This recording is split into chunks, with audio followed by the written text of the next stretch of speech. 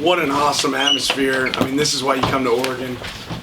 So thrilled to have our alumni come back, our fans to be so supportive. You know, shout on the, in the third quarter. You wonder what that's going to feel like. Seeing that firsthand is obviously a really special moment. I was excited to see our guys to compete, go out there and get it in every rep. That being said, there's so much room for improvement. It's hard to get too excited after one play because you realize that means somebody else messed up on the other side of the ball. So great environment. Again, alums being here was really special to me. They built this program, so seeing them all here made that really a special event. But excited with the result and excited to get back to work. All right, open up for questions. Raise your hand. We'll bring a mic to you. Start here with James.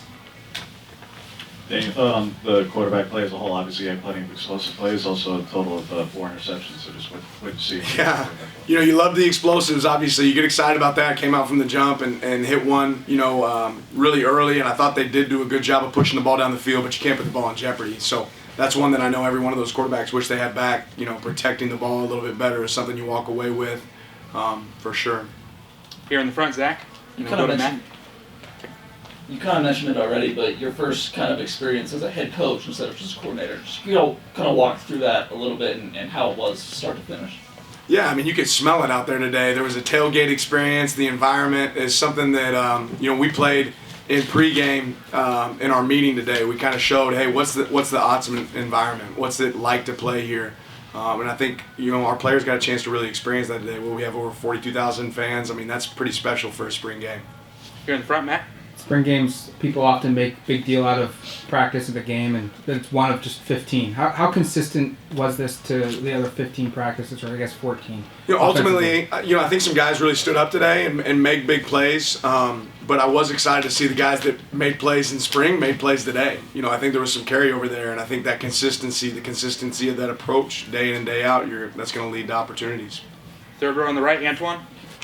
This program has seen some high-powered offenses before. So just kind of what is your expectation heading into the season, and did the fans kind of get a glimpse of what this offense could potentially be today? I mean, we want to be an explosive offense. I think I've said it several times. Explosive plays and takeaways are the two main determining factors of wins and losses. So, yeah, that's something we want to be. I certainly don't think we're there yet, and we've got a long ways to go. But we saw some steps in the right direction. Second row in the middle. Walk me through that first drive. There's 3 catches, 75-yard drive.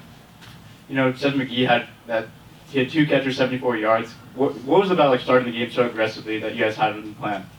It's funny. You don't know if a play is going to connect. Kenny called a shot early on there in the game, and it came open. It was a good ball, good throw, and good catch by 7, good yards after catch. But defense gave themselves a chance by getting them down.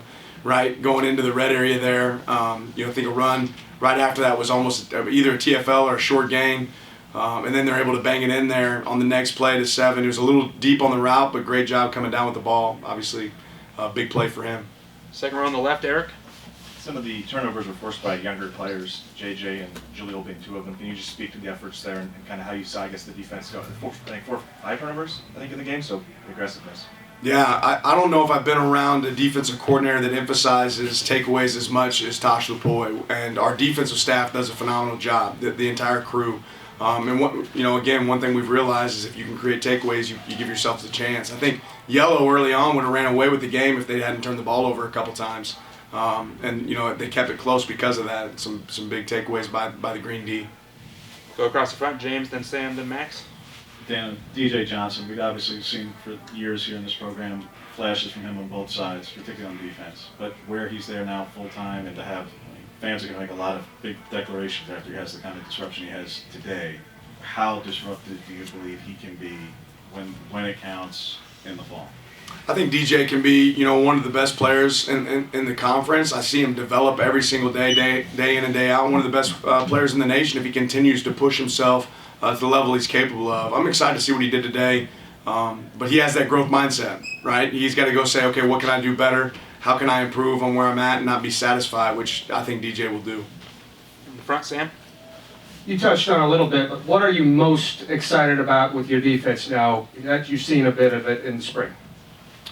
I'm focused on what we got to get better at, to be honest, just watching spring game. But I'm excited about the energy that our coaches bring and the energy our players bring day in and day out.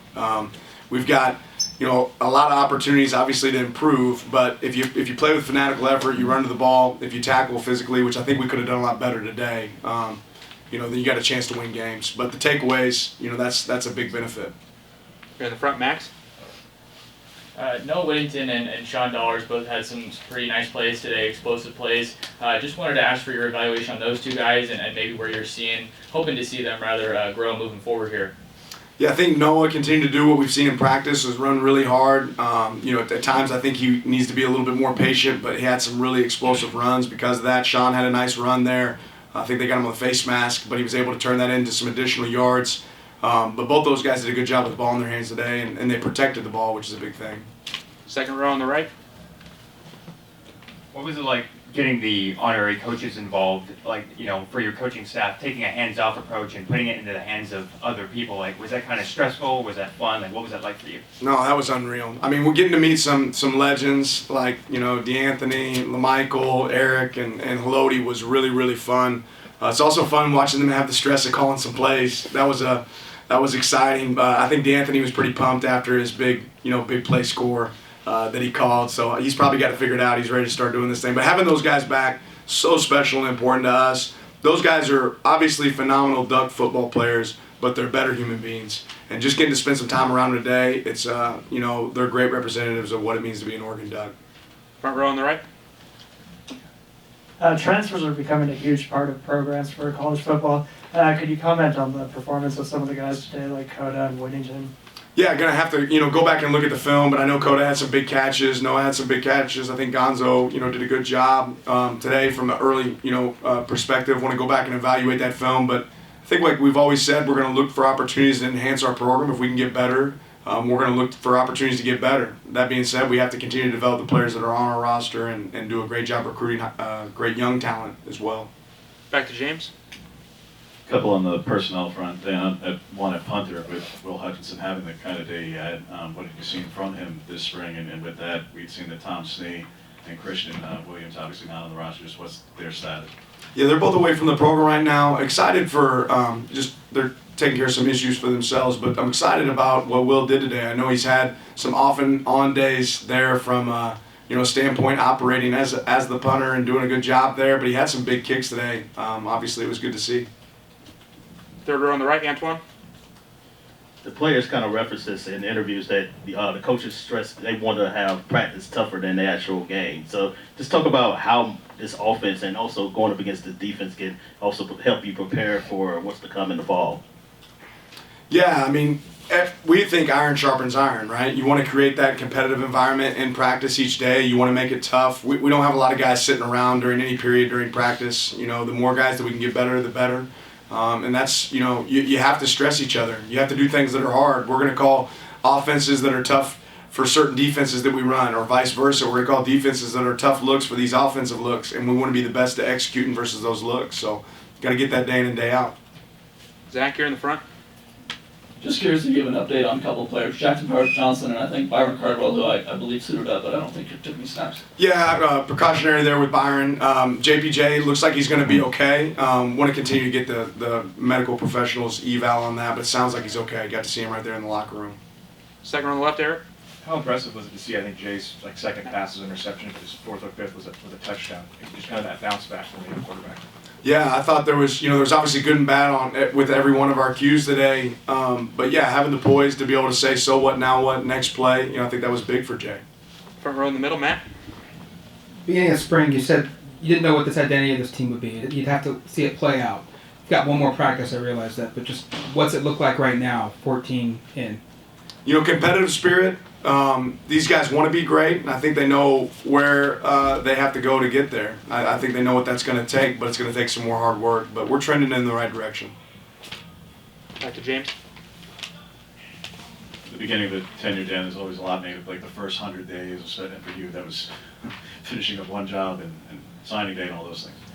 What's the plan the next 100? the next 100 is the off season and handing it over to the players. It's the off season training. It's leading up to fall camp. So what's the next 100 look like in your mind? How is that mapped out as a head coach for you? Yeah, there's a lot of pieces, a lot of moving parts. We'll have, a recap basically where we followed up this spring, exit interviews, opportunities to enhance and grow. I think our coaches will have a chance to sit down with me and be evaluated as well as our players with their coaches. And then we're entering, an opportunity to get on the road and do evaluations from a recruiting standpoint over the next month and a half where we get to go out and see prospects that could potentially be Oregon Ducks, so that'll be a big part of it, and then head right into summer camp. This will be a big phase for us in the strength and conditioning phase where we're going to put on some weight, some mass, build some bulk and strength, and then obviously big recovery opportunity as we work our way into the summer.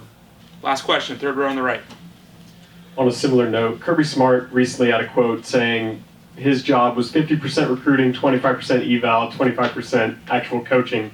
Do you subscribe to a similar mindset to that? Or are you any different? I haven't put the percentages down, but I'll say it's not near as much football as you'd like it to be at times. As a coach, you wear a lot of other hats, and I think that's the way college football is trending. I think we're all aware of it. There's a lot of pieces. Recruiting is certainly the lifeblood of our program, and that's it's always going to be the main piece outside of taking care of our own players. That's always number one. But we have to do a great job in recruiting because that's going to enhance your ability to be a great coach on the field. All right, thank you, Coach. Appreciate you guys.